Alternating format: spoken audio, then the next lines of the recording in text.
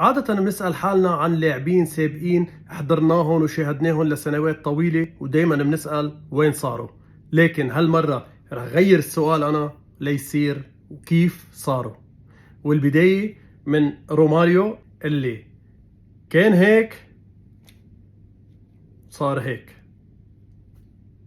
أما الآخر فهو كلارنس سيدورف اللي كان عبارة عن كتلة عضلية، لكن سيدورف بعد الاعتزال تحول ليصير عملاق.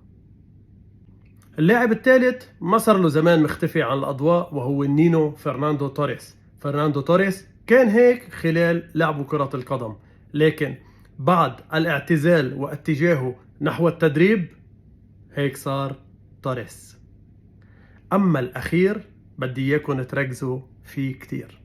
زي روبرتو كان هيك وصار هيك. هيدي رح تكون الفقرة الأولى من كيف صاروا، اللي رح تكون عبارة عن فقرات لاحقة بين كيف صاروا ووين صاروا.